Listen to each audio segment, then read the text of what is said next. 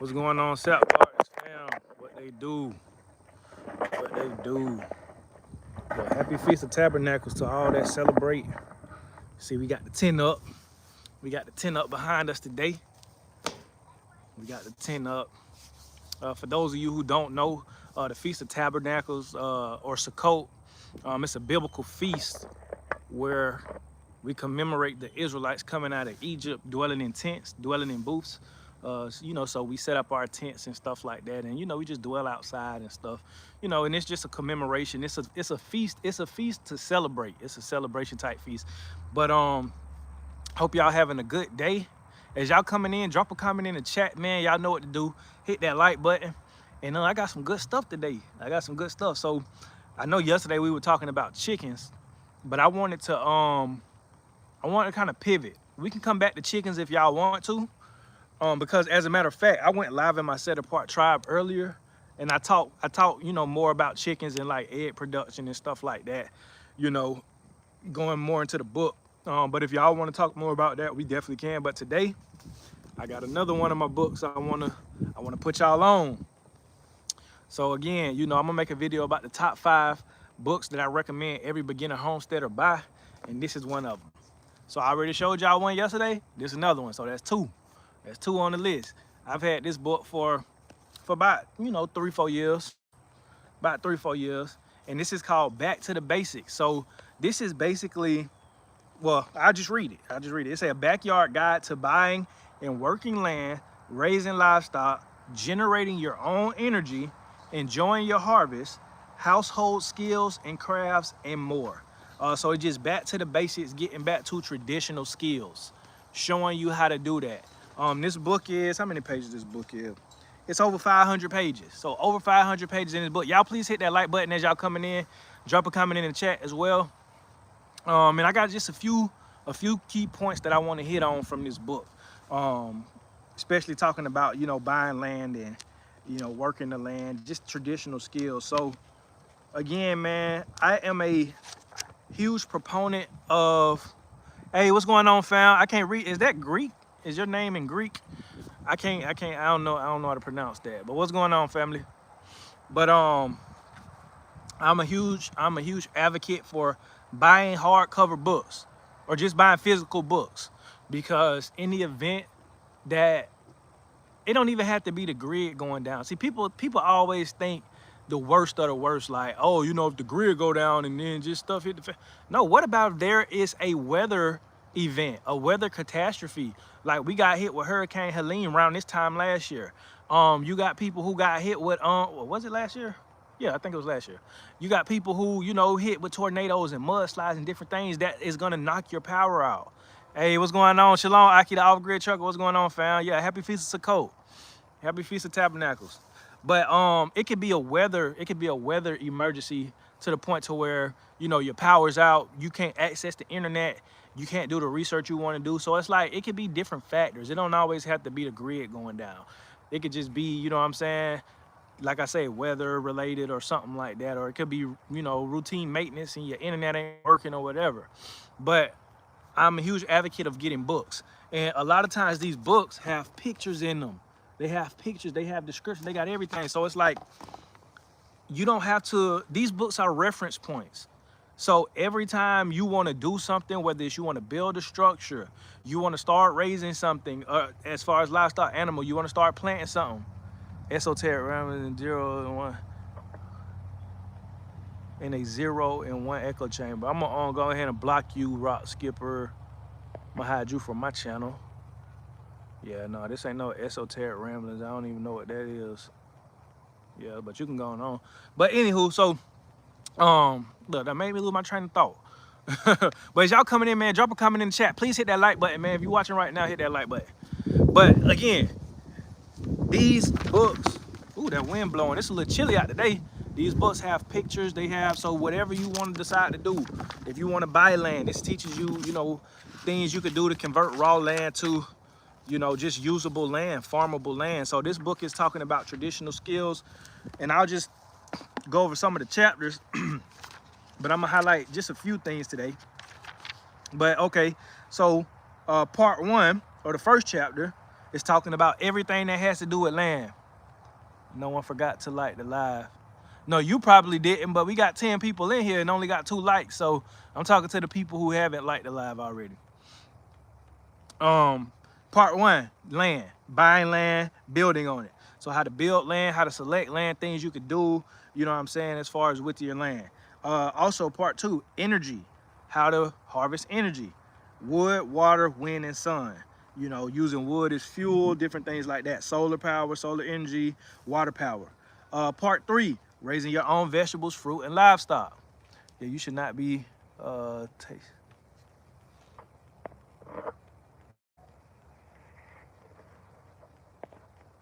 I'm gonna block you too, Reba Fluff. I don't know what you're talking about. I would like, but don't see the like button. Oh, okay. Yeah, that's fine. But if you can find it, I definitely appreciate it. So part 3 talks about raising your own vegetables, fruit, and livestock. Part 4, enjoying your harvest year round, so preserving it. You know, how to, you know, do different things as far as cooking and all of that. Part 5, skills and crafts for the house and the homestead. Shalom, Sukkot, brother. I agree with having physical information source, study to show thyself approved. Absolutely. Okay, family. I see what you're saying. You say, sorry, I meant everyone should like the live. Most definitely. The like button is at the top. Appreciate it. Hey, you're beautiful. Appreciate that. Hey, what's going on, Phil? Yeah, most definitely. Sorry, I must have misread it. But yeah, so anywho, it's showing you how to do certain crafts, spinning, weaving, making rugs, woodworking. This talks about how you can start woodworking, household recipes, soap making, candle making, basketry, what else? Recreation. So camping, fishing, living with nature. So this is the contents of the book right here. And it's a few things that I want to hit on. So let's get into it. This is a great book. Like this, I recommend everybody go buy this book first. It's called Back to the Basics. Aki, the off-grid trucker, it's called Back to the Basics. A complete guide to traditional skills. 4th edition, updated and revised. It's by Abigail R. Gearing. I can drop a link once I get done off this live, but you can find it on Amazon. Back to the Basics. Yeah, but this is the first book I recommend anybody go and get. First book, because this talks about livestock. This talks about building things, woodwork, just pretty much all the skills you're gonna need on the homestead. It even teaches you how to build a barn in here. How to build a barn with traditional tools and use wooden pads. So you don't even gotta use screws and nails and all that. This book teaches you how to do that. All right, so let me go to my first. All right, is it this one? Okay, yep. So this is at the beginning of the book. It's talking about carving your homestead from the wilderness. So like when you buy the land, developing the land pretty much. Told I'm on it. Yes, sir. Yes, sir. Anytime. So the 4 stage, it talks about the 4 stages of site development. Y'all see that? So this is all about your land and preparing your land to farm on it, to homestead, to make it usable. You see what I'm saying? This is what it's talking about. So I want to go over the 4 stages of development. So the first stage of development, right? It says start clearing in winter by cutting down trees that are on the building site. Winter is the best season for logging since wood is driest and snow on the ground eases the job of hauling. Leave 3-foot stumps to ease the job of removing them later. All right, so let's unpack that, right? Let's unpack that. So the 4 stages of site development, the site that you're gonna use to build your home, your cabin, drop your trailer, and just your overall area where you're gonna homestead your site. When it comes to developing your land, the first stage is clearing trees in the wintertime. Absolutely, my brother-in-law and my third sister have fully operating family farm. They teach kids all phases of farm life. I usually keep Sukkot out in Dayton, Texas with them. It's amazing. Oh man, that's what's up. Do it be cold down there around the time y'all do Sukkot? Cause it's a little chilly right now, and it was hot yesterday. Like it was warm yesterday. Like the drop in temperature is crazy. But okay, first stage of site development. This is so much wisdom right here. Start clearing trees in winter time. Start clearing your land in the winter time. I'm gonna tell y'all something. If you want to get projects done, whether it's land clearing, building infrastructures, even butchering animals, like say like you want to butcher, you know, a couple of goats or sheep or cows or whatever it is you butcher. The best time to do it is in the wintertime. The best time to get any projects done is the wintertime, because A, you're not gonna be in the sun baking in the sun. It ain't gonna be as hot. You see what I'm saying? Yes, it'll be cold, and that's why I recommend fall and winter, but mainly winter, because when it comes to clearing land, like it says right here, it's the easiest, because guess what? The wood is the driest. The wood is the driest in the wintertime, so it's easier to cut down trees and clear land in the wintertime. It makes your job a whole lot easier. It's about working smarter, not harder. See, like there's a reason why seasons are important. There's a reason why seasons are important. You know, in the springtime, that's when you get in the ground prepared, getting your plants ready, all that type of stuff. You know, summertime, working the land continuously, of course, maintaining. Fall, harvest time. My wife bought me that book for Father's Day, Golden. Okay, James Parks. Okay, so yeah, we got somebody vouching for it in the chat. You know what I mean? But seasons are important. Seasons are important. So it's about doing the right things in the right season. So right here just told you for site development. So if you buying raw land, let's just say you bought 2 acres, 5 acres, 10 acres of raw land that you want to get your house built on, you want to get your homestead, you know, just in order. You know what I'm saying? You want to get everything good. The best time to start building things and clearing land is in the wintertime. Hey, brother, you looking extra sus today. Keep growing. What you mean by that? What you mean sus? What you mean sus? Don't be trolling in my comment section. Texas has warm days and cool nights. The best part is walking through the fields, orchards, pick and eat. Oh, wow. I can see all the stars at night without all the city noises. Most definitely. Name of the book is called Back to the Basics. Back to Basics. Back to Basics. All right, so you just bought some raw land. Get this book. It's going to teach you how to, you know what I'm saying? So that's the first stage. Second stage says wait until spring when the ground is fully thawed to pull the stumps. Use animal or mechanical aids such as a winch unless they are to be removed by bulldozer. Ordinary cars and trucks do not have enough traction for the job. You camping with your partner? Oh yeah, you trolling. You trolling. Let me get you up off of here. Yeah, man. If y'all see some trolls in here, man, y'all block them. We talking about positive stuff. They talking about am I single? Get out my life. All right, so wait until spring. So, okay, wintertime is the best time to clear land. Why? Because the wood is the driest.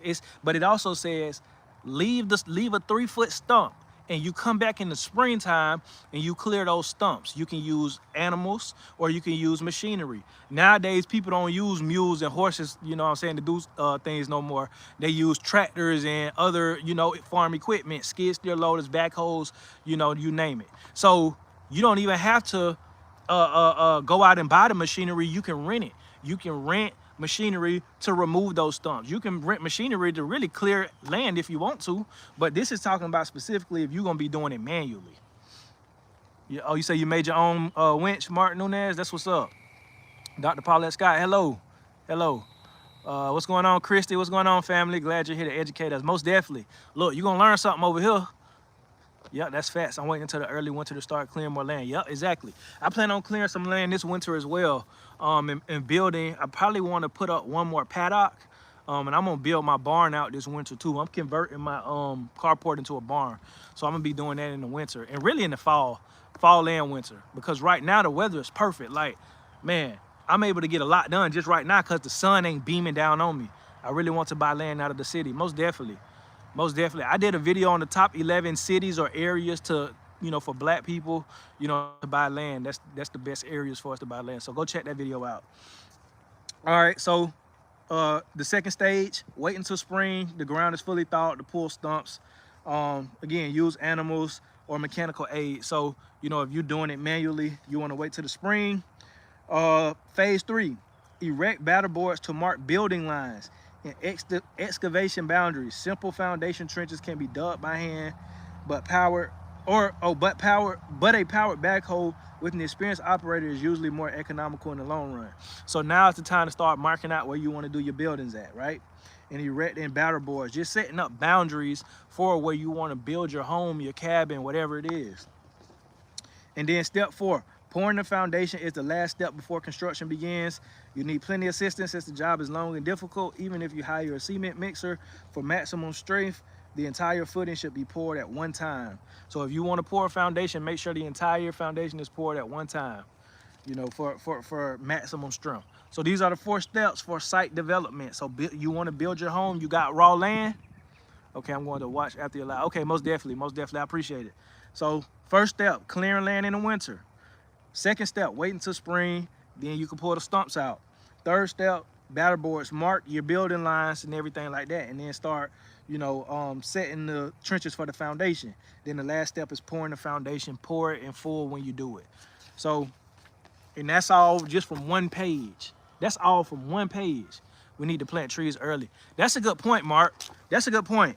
When I bought my land, when we first moved on this land, I immediately planted some fruit trees. So I planted an orange tree. I got my pear tree. I planted my banana probably like a year or 2 after we were here. But I planted some fruit trees, and now I'm just starting to get fruit off of those trees. What stage is this? How many acres? I'm in Georgia, just under 6 acres. 5.8 to be exact. Southeast Georgia. But yeah, so I'm just now this year seeing fruit off my orange tree. I'm just now this year seeing fruit off my pear tree. We got bananas last year off of our banana tree. We got fig trees that were already here. I even had a pomegranate tree. Well, I got a pomegranate tree. It's not really producing like that, but when I first moved here, it was producing. But yeah, so that's a good point, Mark. I'm glad you brought that up. Plant your trees early. Plant your fruit trees early. Nice. You liking it? Sounds dope. Yes, most definitely. Love it. Love it. All right, so let's go to the next lesson. Where is it? Right here. So this one talks about the type of foundation. So we talked about site development, right? So developing the site where you want your home to be on your land. So now it's talking about the common types of foundations, which is important to know, you know, because you have options. You have options when you are homesteading and living this type of lifestyle. You don't just got to go with a traditional home. You don't just got to go with a mobile home. You could build you a cabin. You know what I mean? You could build you a house that's raised up off the ground. There's many ways to do it. So this is talking about the common types of foundations. So 4 types of foundations. So the first one is the perimeter foundation, made of poured reinforced concrete, masonry block, or stone. Is strong, provides basement crawl space, and conforms to most codes. Excavation and framework often necessary, usually requiring heavy equipment. So if you don't want to have to use heavy equipment, this probably won't be for you. But if you do, and you see the benefit of having a crawl space and having a basement, then this would probably be the best foundation for you. The next one is the wooden pole foundation. Made of logs, ties, or telephone poles, leaves underside building exposed but requires little excavation and is good for steep sites and remote areas. So again, if you buy land in a remote area or the landscape is steep, this will be a great option, you know, as far as a foundation. Pole foundations are not suitable on soft ground, so the ground needs to be solid. So if you're in low country, this probably wouldn't be a good idea, you know, to have a wooden pole foundation. You probably need to be somewhere, you know, where it's mountainous kind of, you know, where the terrain, you know, is solid. You know, you're going to be on solid ground. Like I said, a steep area and remote areas especially. So if you're in a remote area, you bought some land way out in the middle of nowhere, this probably be a good foundation, a wood pole foundation. And this is what it looks like. That's what it looks like. It's above ground. All right. Concrete slab. This is one of the more popular ones. Like my house is on a concrete slab. Most houses are. So the concrete slab or reinforced concrete also serves as basement or ground floor and is especially suited to passive heat storage in solar design buildings. Steep site or high water table may preclude use, right? But this is one of the most common ones.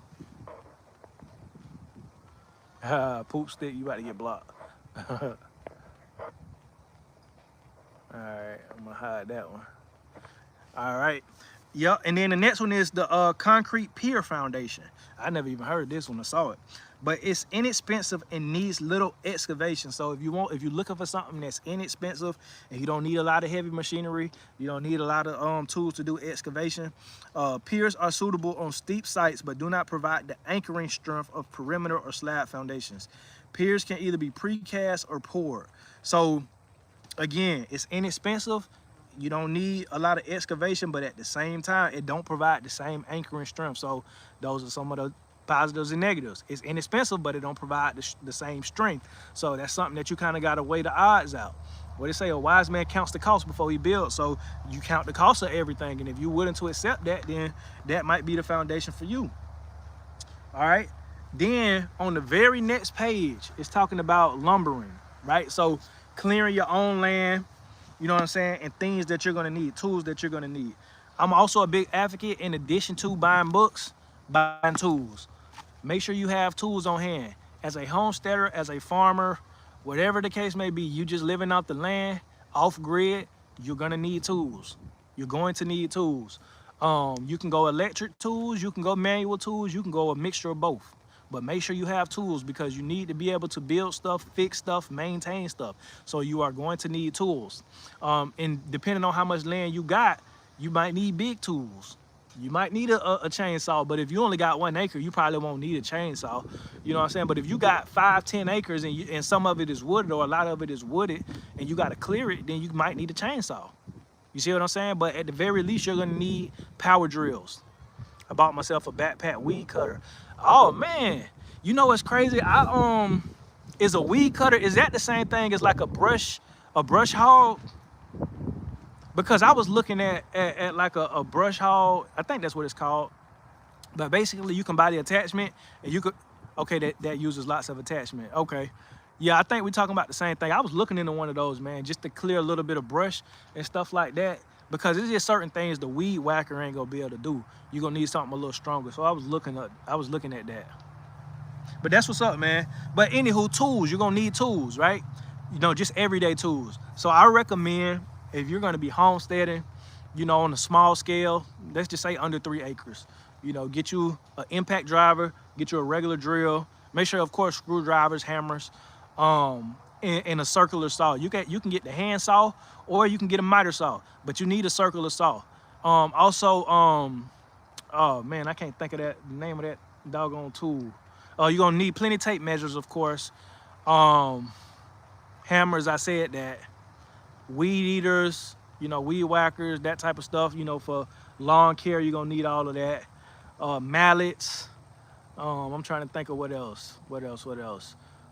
You can get you a manual post hole digger, because you're gonna need that, or you can get an auger, you know what I mean, so you can, you know, drill holes into the ground. So those are just some of the, you know, basic tools I recommend. But you're gonna need a hand saw or a miter saw, you're gonna need drills, you're gonna need that type of stuff. But this right here talks about lumberman's tools. So if you're gonna be working with lumber, because this the thing, right? Let's say you got acres of land that need to be cleared like mine. Like I probably got 4 acres that need to be cleared right now. I can clear this land and I can use that lumber. You know what I'm saying? Like, instead of, because you got some people, they'll just clear the land, they'll mulch the trees down. But instead of doing that, you can clear the land and you can, you know, use the lumber from those trees. You can make, you know, planks with it. You can make plywood out of it. You know what I'm saying? You can do some woodworking and use that wood for projects on the homestead. So in order to be successful, these are some of the tools you're gonna need as far as working with lumber. So a chainsaw, say a crosscut saw, slip hook, broad axe, utility axe. Oh, that's another one. An axe. You're gonna need an axe. Hardwood wedges, log dogs. I don't know what that is. A mallet. You know, so these are just some of the things you're gonna need if you want to start, you know, working with lumber. So I mean, just different things, and it gives you options as far as, you know what I mean, just depending on what you're doing. But this book, it covers it all. It covers it all. All right, so let's go to something else.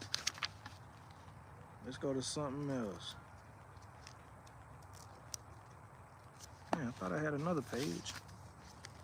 Hold on, y'all. Table saw, exactly, the off-grid trucker. You're gonna need a table saw for sure. Hold on. This also, so look. So livestock, it gives you a diagram on how to milk cow, right? Like just stuff like that, like the technique of milking, step by step. Milk by pressing gently upward against the udder, then closing successive fingers. When flow decreases, massage the udder. So like, just, you see what I'm saying? You are so wonderful. Appreciate that, Mama Rhoda. To cut out planks, you could use a small chainsaw mill. Exactly. Exactly. But yeah, table saw too, like Off-Grid Trucker said. Look, butchering. Butchering. Y'all see that? So like I got books on like different livestock. I got books on butchering, but this one is kind of like a you know, an all-encompassing book that talks about everything that you're gonna need pretty much. So it tells you, you know, the different anatomies, the different tools you're gonna need, how to identify the age of animals like sheep, right? So look, teeth indicate age. So when it comes to sheep, right, adult teeth, 1 year, it shows you what it looks like, right? 2 years, it shows you what the teeth should look like. Baby teeth, you know, it tells you all of that. So if you're buying, yeah, it's like an encyclopedia, absolutely. So if you're buying sheep, right, and they're telling you like, oh, you know, she's or this ewe is this age, or this ram is this age, you can look in their mouth and tell how old they are just based off of how their teeth are. And you can look and you can refer to this book if you don't know off the top of your head. Blessings, blessings. What's going on, Global Green Book? Blessings, bro. I don't know if you're taking advantage of growing oyster mushrooms or morels, but it's great for creating super soil and they're edible. I'm gonna look into that. I appreciate that. I appreciate that, man. That rain's trying to come down. What's the name of this book? It's called Back to Basics. Back to Basics, a guide to traditional skills. Hey, what's going on, Zion? What's going on, fam? Thank y'all for tuning in. So look, this tells you how to age a sheep, right? Just by their teeth. So, and goats too.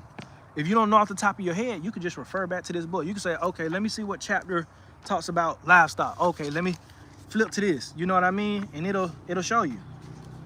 It'll show you.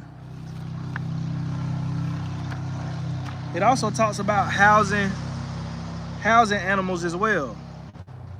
I want to go to the one where it was talking about the barn. The page where it's talking about the barn. Hold on, let me see if I can find it.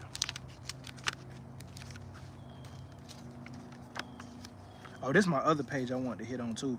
I'll get to the barn later, but look, this right here, so water supply. So if you want to develop your own, so like, let's just say you buy raw land. You buy raw land, right? Oh, it works for horses too. Oh, you talking about the teeth method? Awesome. I'm getting into cattle, so I definitely want to learn. My fiance is a rancher. Most definitely, this book will tell you about cattle. You know, it'll tell you about that. But so, developing a water supply. Like, let's just say you buy raw land. It ain't no well on it, nothing like that. This book teaches you how you could develop a water supply, how you can dig a well manually with machinery. So it's right here on, what page is this? Page 61.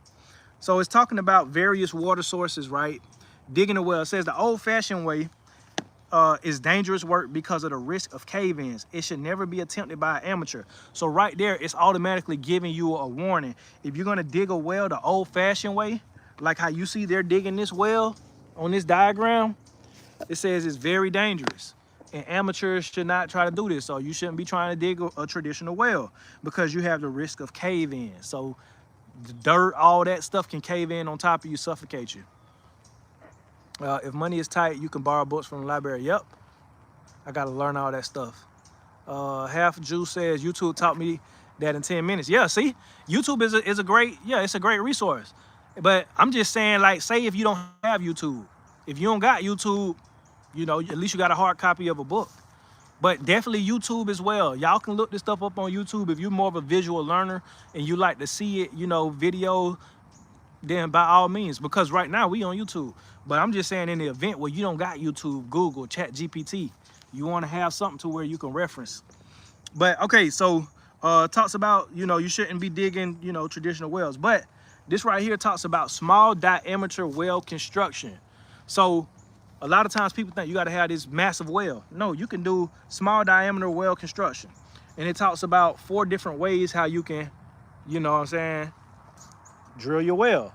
So bored well, driven well, water jetted well, drilled well. So just different ways you can do it and the tools that you'll need. So you'll need a T-handle, steel rods, well pipe sections, pulley system, you know, all that type of stuff. And then, you know, just how to drill your own well. New sub, thanks for sharing. Most definitely go Global Green Book. Most definitely. So that's well drilling right there. But I want to talk about the barn. Hold on. I gotta find it. Oh yeah, right here, raising a barn. So it's a chapter talking about, you know, just the different purposes of why you will need a barn. You know, so farm families have long valued a sturdy barn as much as a comfortable home. Barns are a symbol of the farmer's relationship with the land and his personal goals and values. So, you know, basically, this is going to be your work area, your workshop. This is where your animals are going to be housed and all that type of stuff. So outside of your home, having a barn, especially if you want to keep livestock and be into animal husbandry, then you're going to need something like that. You know what I'm saying? So, but it teaches you how to build a barn, the tools you're going to need to build a barn. So a minimum kit for barn framing right here. So a mallet, drill bits, a heavy duty electric drill, chisels, hatchets, handsaw, circular saw, combination square. You see, and it also talks about, you know, old fashioned, you know, tools that you can use if you don't want to go that route. Yeah, me and Top find extra books at the Salvation Army and Goodwill. That's another good tip as well. Like, you can go to the library, you can go to the Goodwill, and you can find a lot of books like that. But right here, this talks about, you know, kind of the structure of how you should structure your barn when you're building it. But look, it's just an extensive guide. But I feel like this book right here is a asset to any homesteader, any beginner homesteader, because you can never learn too much knowledge. You can never learn too much information.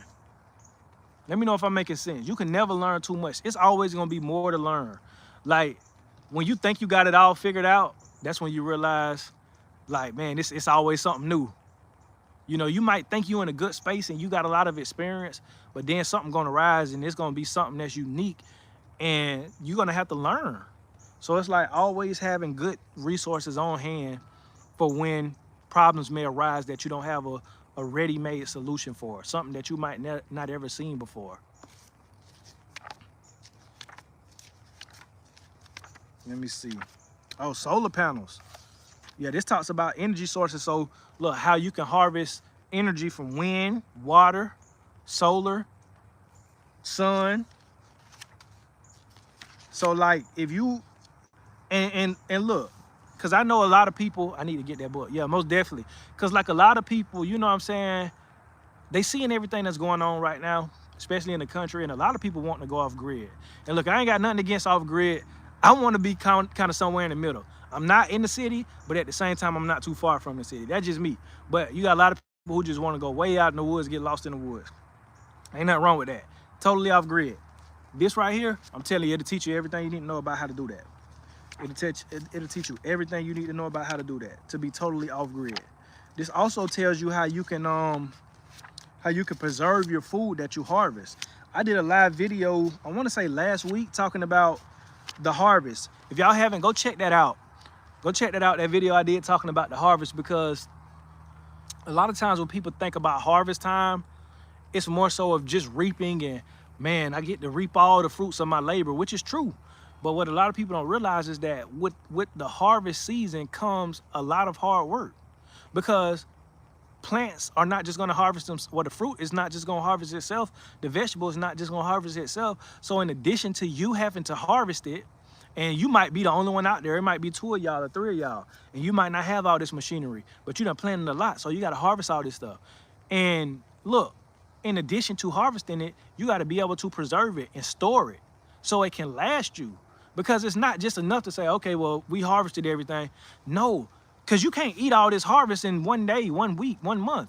This is supposed to last you, so you got to be able to store it. So you got to have different methods of storing the harvest, whether it's drying it out, whether it's freeze drying it, regular drying it, pickling it, canning. You see what I'm saying? You got all these different ways that you could preserve it. So, but you have to have that plan, and you have to put in that action, you know, in order to be able to make sure your harvest will last you. Any info on building a deck? I think this might, let me see. I'm not sure if it talks about building a deck, but I can check for you. But I got another book that talks about that. I got another book. Let me see. No, I don't see nothing about no decks. But it might. It might. I just don't see it. I just don't see it. 420, don't know what that means. What's going on? Assay 9 affirmations. What's going on, family? Yeah, I was never interested in raising animals, only farming, but it looks like I would have chicken, cattle, and a fish farm. I just jumped in the pond head first. I want to do I want to farm fish as well, like aquaponics. Shout out to G Mama Grows. G Mama Grows does that. Y'all go check out her channel. But I want to get into aquaponics as well, you know, because aquaponics go hand in hand with your garden and growing vegetables as well, you know, because you can use that fish fertilizer. You can also, you know, grow food. Like if you have the right structure with your aquaponics, you can grow food and vegetables like that as well. What's going on, Carfire 123? What's going on, family? What's going on, Munchie Boo? What's going on? But again, back to the harvest, right? So, and look, we were just talking about fish farming. This is a whole page on fish farming and how you can do it. A whole page. So it's like, man, but when it comes to the harvest, it's not just enough to say, oh yeah, you know, we got all this stuff, we're gonna harvest it all. No, you have to be able to preserve it. You gotta have space to put it. You gotta have space to put it. In addition to, you know, just planting things. That's why you have to plan out what you're gonna do. Make sure you have a game plan and say, okay, we're gonna grow X, Y, and Z because we eat the most of this. So we eat a lot of corn, whether it's grits, regular corn, cornbread, tortillas. So, okay, we need to grow a lot of corn. We know we eat a lot of corn. Cool. Once you, that the mailman? Okay, it's the mailman. I be, you know, people don't be walking up in my driveway like that unless it is the mailman. Look, dog's going crazy. What's going on? Look, dog's going crazy. I ain't even got to worry about it. The dog's going to get to it. But you got to make a plan, right? So you know what you eat. So whatever you eat the most of, don't be trying to go out here and grow stuff. Appreciate it. Don't be trying to go out here and grow stuff just experimenting. I mean, you can, but I'm just saying, like, if you're going to do it, don't grow a lot of it, because you might grow a vegetable that you don't even eat like that. And you done grow a whole bunch of it and you ain't got nothing to do with it. You see what I'm saying? But give it away or try to sell it. So it's like, make a plan as far as what you want to grow, and then make a plan around storing it and making it last for, you know, a good amount of time. One of the best books are Tightwad Gazette and Cold Times. I get a lot of information from those books. Appreciate that, Mama Rhoda. I'm gonna look into that. True, excellent point. Oh, I'm good, Carfire. I'm good. I'm definitely investing in this book. Books usually have a good price on knowledge. For sure, yeah, definitely invest in this book. I don't know how much it was off the top of my head, but it couldn't have been no more than 30 bucks. But 30 bucks, and I done had it for 4 years, and I'm gonna have it for the rest of my life pretty much. So, you know, grow what you're going to eat. Exactly. That's enough. Yeah, now I be having to get, yeah, they be tripping sometimes. What I just said. But yeah, grow what you gonna eat. Grow what you're gonna eat. So make a point. So if you know you like a lot of pasta sauces, I mean, you need to grow a lot of, you know, tomatoes. If you know you like fries and mashed potatoes, just grow a lot of potatoes. If you don't eat sweet potatoes like that, it don't make sense to go out and grow a bunch of sweet potatoes. That just don't make sense. I just found your channel today. I believe Yahuwah led me here. Allow Yahuwah. Hallelujah. Yeah, most definitely. Thank you for tuning into the live, and subscribe to the channel too if you haven't already. I appreciate you for being on the live. What's going on, Brittany? But yeah, again, grow what you're gonna eat. But this teaches you how to preserve your food, how to preserve it. You can can it, you know what I'm saying? Like I said, you could dry it out, you can pickle it, ferment it, you know what I mean? So you might like pickles. So that means you can grow a lot of cucumbers.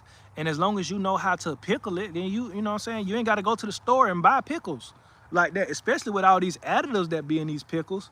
Like, I don't know the last time y'all ever went and bought pickles from the grocery store, just regular dill pickles, right? And you look at the ingredient, you see yellow 5. Like, what is yellow 5 doing in pickled cucumbers? What sense does that make? You start to see a lot of these different, you know what I'm saying, things that don't belong in here. And then to buy an option that's more healthier, that don't have all these additives, you're gonna be paying an arm and a leg. Dodo, I'm finna block you. Do you like, what do you say, do you like watermelon or fried chicken more? I don't know. I'm gonna block you, but I'm gonna answer your question too. I think I I think I like watermelon more. Matt, what's going on? This the book right here, Back to the Basics. Back to the basics. And we got to get back to the basics. Black man, if you build a car, it'll save you a whole lot of money. Get some lime and mix in that powder. You won't have to buy cement. Good tips. Good tips. Don't grow more than you handle. Processing and preserving can take a lot. Thank you, homesteading for real. That's the overall point I'm trying to make. I remember when I grew a bunch of corn, probably like 2 years back. I grew a bunch of corn, and that corn lasted for a while. But guess what? It took a lot of work and a lot of time to shuck that corn, to store that corn, how we was gonna store it, whether we was gonna grind some of it down for cornmeal, whether we was gonna leave some whole, leave some kernel. But it takes a lot of work, and that's just one crop. That's just one crop. That's not talking about all the other crops you're gonna grow. That's just one. So think about how much time it takes to preserve and store one crop, and times that by 10. So that should let you know the harvest is not an easy season. Yes, it's a season where you reap an abundance, but that abundance has to have somewhere to go. And look, that's the same thing in anything in life, in business, finances, whatever. If you want to reap a large harvest, that means you got to have space to put it, and you are responsible for storing that harvest. So if God bless you, with the outpouring of financial blessings, right? That don't mean, oh, you just go out and spend willy-nilly. No, that means you need to store, these blessings, and you need to let this financial blessing take you through seasons where it won't be so plentiful. So you got to be smart, and you got to be a good steward over it. So that's all I'm saying. Like, harvest time is a lot of work. Hey, Chief, thanks, my G. For sure. Yeah, appreciate you for joining the live. But yeah, canning your food, right? Different things like that. Preserving. So outdoor drying, right? Let's just talk about that. Talks about and look, the thing I love about books like this, man, I've been cutting, freezing, dehydrating peppers and onions for months, but I grew a year's worth of crops. Yeah, that's what I'm saying. So like, look, those are the main crops that you probably gonna want to grow: corn, peppers, onions, tomatoes, potatoes. You know what I mean? Okra, spinach. Those type of things. Those probably gonna be the main crops that you want to grow. But yeah, no, I feel you. Dehydrating, freezing, all that, it's a lot. But once you have harvested it and stored it and preserved it, or whatever you're gonna do with it, stored it where it's supposed to be, it's such a rewarding feeling to know, hey, I ain't got to go to the supermarket for this. Hey, I just cut this out of my grocery bill because I took the time and the effort to grow it, and I took the time and the effort to harvest it and preserve it. So now I don't have to worry about going to buy garlic powder or onion powder or tomatoes or whatever. There's a lot of machinery that helps with the process. Yes, that's the beautiful thing about the age we live in today, is that you got a lot of machinery and a lot of tools that will make your life a lot easier. And that will do a lot of these, like for instance, when it comes to because I butcher, that's my thing, I like to butcher. So when I'm cutting up the meat and when I'm storing it, I have a vacuum sealer. Vacuum sealer has made my life a whole lot easier because it provides a longer shelf life when it is, when it's in the freezer versus me just putting it in Ziploc bags. You can run the risk of getting freezer burnt. So it's like a lot of these tools will make your life a lot easier, but it's about getting the right tools. And when you're buying tools, I'm gonna tell y'all something. When you're buying tools and you're buying different machinery to make your life easier, do not go cheap. Do not go cheap.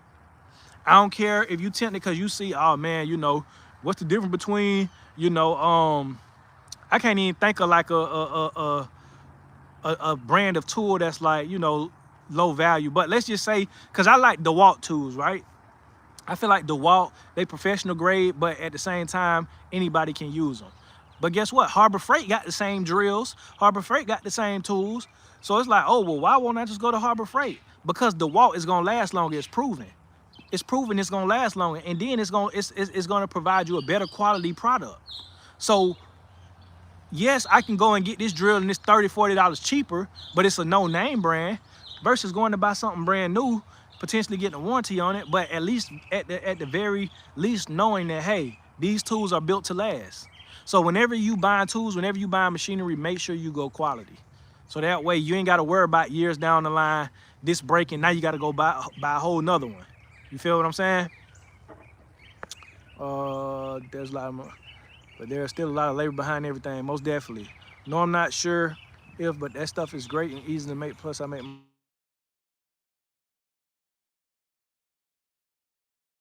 Yeah, the book is $17 hard copy. Yeah, $17. So it ain't even that much.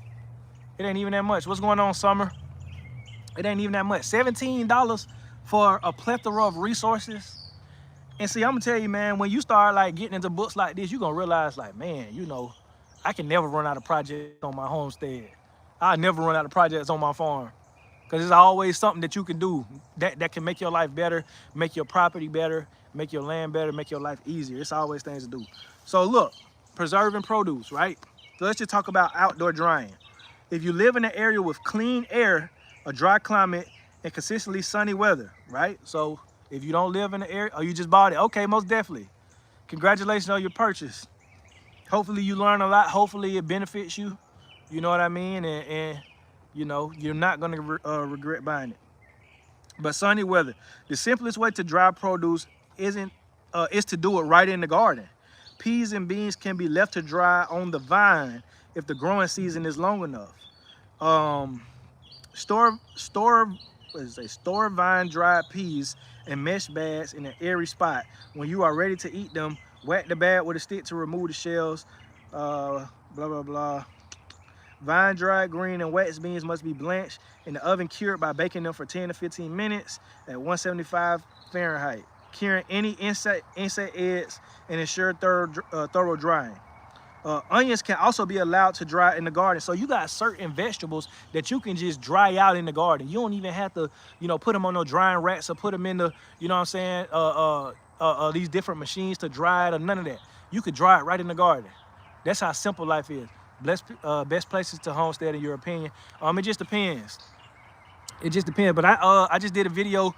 Go check out my last video. I did the top 11 cities I recommend for specifically black farmers to homestead. But you know, pretty much anybody can homestead in those areas. Those areas provide great prices on land. So it just depends. But anywhere in the southeast, I would recommend for homesteading in the byland. Viva says, hey, now Harbor Freight has a return policy that beats everything as long as the ones in your area. Hey, you know, I ain't knocking it. I'm just saying I'm gonna just go with the walk, you know. But I feel you, like I do get some things from Harbor Freight, but I'm just saying like certain things I'm just not gonna get from Harbor Freight. Like I got a miter saw from Harbor Freight. You know what I'm saying? I don't think nothing wrong with that. But when you got tools that you gonna be using every day and that you're gonna be using extensive, you know, at extensive amounts of time, go quality. Because see, another thing, you might go to Harbor Freight and let's just say you buy a drill from Harbor Freight. Yes, it'll drill and it'll be good, but at the same time, is the battery life gonna be the Milwaukee or DeWalt? You see what I'm saying? Because you're gonna be using your drill a lot, especially when you're building chicken coops, when you're building enclosures, you know what I'm saying? When you're doing certain projects on the farm or the homestead, you're gonna be using your drill quite a bit. So you need something that has a long battery life. And I don't think none of those batteries is beating a Milwaukee or DeWalt. Just my opinion. And really, I think it's a fact, but you know what I'm saying? It is what it is. But nah, most definitely, like, it just depends on the products. But at the very least, if you gotta go to Harbor Freight, go to Harbor Freight. But just make sure you get something that's gonna be a good quality. I'm putting the books in the mail. I have extra copies of Tightwood Gazette. Oh, thank you, Mama Road. I appreciate it. Mark Nunez says commercial products. You talking about as far as tools, go commercial? Cause I definitely agree. Like I bought a what is it, a Craftsman? No, I can't even think of the brand.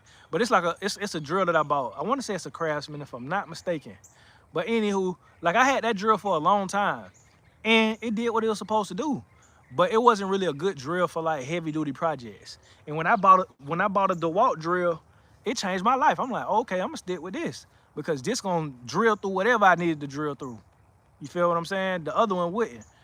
So it's just like power and battery life. You gotta look at things like that, but don't go cheap. Whatever you do, don't go cheap. But back to what we were saying as far as, you know, preserving your produce. You have some produce like onions, like these beans, what it's talking about, that you can allow to dry out in the garden. You don't even have to waste no extra time. You could just let it dry out in the garden, and that be that. Make your life a lot simpler. Yes, those things aren't meant to withstand any situation. Exactly, Martin Nunez, that's my point. They're not meant to really, like, you know what I mean? Like, again, you got little things here in the house, here and there, cool. But if you're gonna be really putting in some work, if you really gonna be doing some stuff, putting up fences, building chicken coops, building enclosures, you know, just building things in general, you're gonna need something that can really withstand. Are you the guy that sings Drake songs? Nah, but I'm gonna just remove that comment. But yeah, so you got some vegetables that could just, you know, life easy. You ain't gotta put them on a drying rack. You could just leave them out in the garden. You feel me? Let's see. Cheese making basic cheese.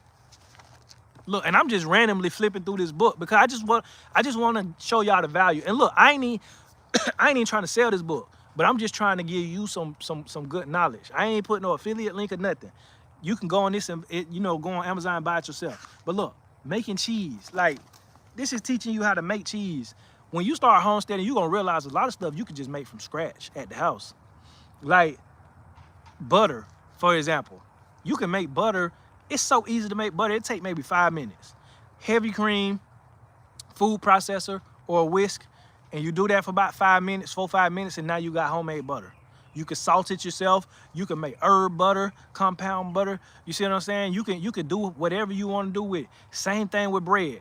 When you go to the store, all these breads have enriched flour and a lot of additives in it. And you realize, well, all I need is, you know, flour, water, salt, yeast. I can make my own bread. You know, in a bread baking pan. I can make my own bread, and I can cut out all these ingredients. Because the more ingredients something has should let you know that, hey, this ain't for me. I was just going to talk about that. Making yogurt, stripping out the butter, making ghee. Yeah, exactly. Making ghee. Yeah, I make my own ghee from raw butter I bought from local businesses. Exactly. If you grow ashwagandha, you can use the seeds in cheese making. Did not know that. And I might even look into growing ashwagandha because ashwagandha is a good. Is it an herb? I think it's an herb, but yeah, ashwagandha is very good. But I did not know that. Thank you for that, homesteading for real. See, man, look, this is all, you know what I'm saying, to teach y'all that it's not as complicated as we think it is. All you need is a few good books, few good resources, videos that you can watch, you know, and really just going out and applying what you learn. You feel what I'm saying? Just applying what you learn. But yeah, so you can teach you how to make cheese.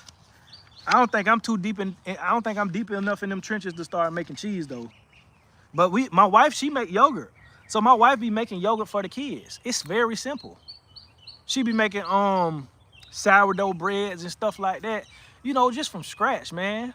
Like when you realize like just how much simpler it is and healthier it is to just put in a little bit more effort to cook your meals, to make these things, it's gonna save you a lot of time, it's gonna save you a lot of stress, it's gonna save you a lot of headache, it's gonna save you from a lot of diseases in the future. Because, and look, my wife, she hit me to this, but like a lot of different bread products nowadays, they have what you call enriched wheat, right? So if you don't know what the enrichment process is, if you go to Jabez Invest, go to his channel. He talks about it extensively. That's Jabez Invest. Jabez Invest, he talks about the enriching process and how, like when it comes to the grain, the wheat grain, they take it through a process where they take the natural germ out and they put synthetic nutrients in it. And that's how they're able to allow these different breads and these products to have a larger shelf life. But in doing that, in them taking out the natural germ through the enrichment process with these synthetic ingredients that they put in it, it causes people to gain a lot of weight, and it makes the weight harder to lose.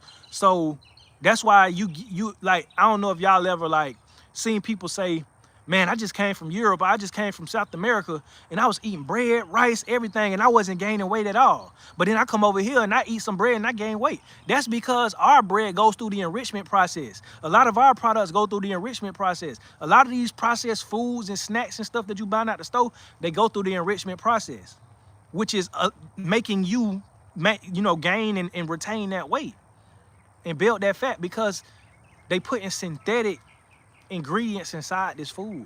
But when you go to another country that has stricter food laws, they don't go through that enrichment. You just eating regular bread, freshly baked. You see what I'm saying? You eating regular food. that is all organic. Ain't no synthetic chemicals or nothing in it. It's just straight food. So you're able to burn those carbohydrates like you're supposed to.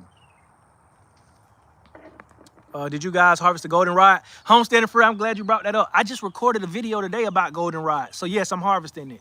But yes, I just recorded a video. So I think I'm gonna either drop that video probably tomorrow. But I just launched a membership only on YouTube. So if you want to get the videos early, you can go on that. So yeah, it'll be probably up for members only today. But yes, I just did a video about that. I'm glad you brought that up. Cause when I start researching it, you know, the goldenrod, I started learning about how to help, you know, with kidney problems, liver problems. It's full of antioxidants. It can help urinary tract infections, like all of that type of stuff. I didn't really know that. And it can also help with allergies. I guess that's one of them things, because like I'm real big into herbs and stuff and natural remedies. Like if you go in my house, you'll see like we got a whole little area, whole shelf where we got teas and different things like that, herbs. So like I like to, you know, add new herbs. So I like the dandelions, the ashwagandhas, the bladderwrack. I like all that type of stuff. So I'm gonna definitely harvest that goldenrod. I can't stay, but I wanted to pop in and like the screen. I'll be coming back to listen to this one for sure. Appreciate it, Castleberry Branch. Hey, thank you for that shout out too earlier. I appreciate that. Y'all go follow Castleberry Branch, man. She doing some big things over there. She growing. Go follow G Mama Grows. Man, go follow people that you see in this chat that's making videos. They remove the wheat germ to make it shelf stable. Exactly. Homesteading for real. They do that. And in that process, when you, so like you might just be eating regular bread that you think is regular bread, regular white bread.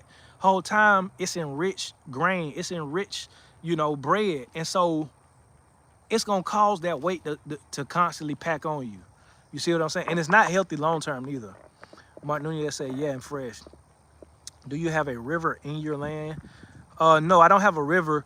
I got a pond. Well, my neighbor got a pond right over there. It's a pond like right over there on the other side. And it's right there. But I want to dig my own pond as well. Like once I clear some of this land, I'm probably dig a half-acre pond, you know, because I want to, like, once I get my whole perimeter fenced in, I want like my sheep and goats and cows, I want them to be able to just, you know, free graze and stuff. So I want to dig a pond and stuff so that way they'll have a pond as well. And I can also fish out of it as well. What's going on, Vaughn? Making cheese is really easy. You just warm up your cream and do it, strain it with the cheesecloth and salt it. You can add herbs, spices, and cream to get different flavors. But it's simple. I don't know. I might look into it. But look, I just done got to the point where I'm comfortable making bread from scratch. You know what I mean? I be making bread and stuff all the time. But yeah, this book, man, it's a good resource. Look, baking bread. That's what I was just talking about. Making wine, making mead. That's another thing I do too, y'all. I make my own wine. I make my own vinegar. I just started learning how to make vinegar. But it's simple. If you know how to make wine, you can make vinegar. You know what I mean? All you do is leave a little bit of that wine to ferment a little longer, and it'll become vinegar. And then the mother shit, you know, the mother will form on top of it. Then you got vinegar. But yeah, this teaches you. It teaches you how to make mead, make wine, you know, apple cider, all that type of stuff. But yeah, I just made a batch of muscadine wine, and it's pretty much almost done, and it's good. It's good. And it's the thing, like, man, you can save so much money. You can save so much money, and you can, you know what I'm saying, still remain kind of healthy as well, just by making a lot of stuff yourself. Making a lot, because this inflation is crazy, man. It's crazy. I have to cut some trees down to build this deck.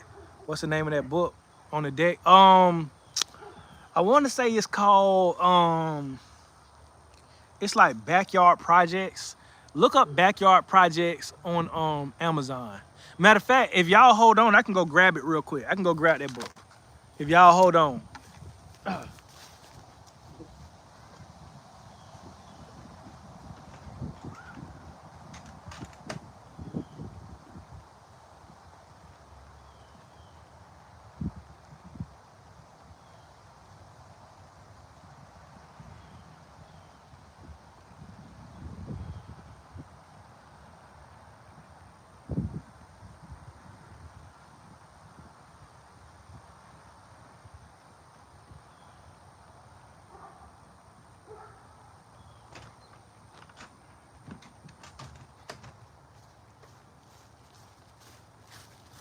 All right, y'all, I'm back. This is what it's called right here, Aki. It's called 40 Projects for Building Your Backyard Homestead, a hands-on, step-by-step, sustainable living guide. So it's pretty simple, it's pretty similar to this other one, Back to the Basics, but this talks about how you can build different structures. So this is what it's called right here if you want to look it up on Amazon. And this is a real good book too. We'll probably get into this one too, but it's pretty much kind of the same as Back to the Basics, but this one is focused more on homesteading and like having a backyard, you know, homestead and making, you know what I'm saying, like on a small scale. Let's see. Shalom. It's a blessing to catch you live. New subscriber here. What's going on, 12 Tribes Awaken, man? Appreciate you for joining the fam and subscribing. Can you please post videos on making bread, wine, vinegar, etc.? Yeah, I just did a short video, Knack Nut Gardening. I just did a short video on the vinegar. Matter of fact, I got videos on here as far as my wine making process. I have videos on here, but I can link them down below. But yes, if you just scroll through my page, you can see I got videos on that. But I'll do some videos on making bread too, and vinegar. I had the wheat berries to make bread. I make sauce, habanero, jalapeno, blueberry pepper. I also make a lot of fermented food as well. Yeah, man, people be sleep on that fermented food. Like, that's a health hack, a health cheat code. Fermented foods. I was just talking about that yesterday. Fermented foods is a health hack. You know what I'm saying? Like, it helps your gut health, all of that type of stuff. So yeah, fermenting your food is very good. I make my own wine too, Aki. Yeah, man. I got probably about 4 or 5, you know, big bottles of wine right now. You know, that I done made. But yeah, and this is the thing about when you're making your own wine. You don't gotta use just grapes. You know, you could do any type of fruit you want. You can make wine out of any type of fruit you want. Blueberry wine, strawberry wine, you can mix them. You know what I mean? You can do like a mixed berry wine. Like, you can do wine pretty much out of anything you want to. Here to learn. I have 0 skills and very little knowledge. Well, you're in the right place, Chantel. You're in the right place. So look, back to the basics, right? And this is another one, 40 projects for building your backyard homestead.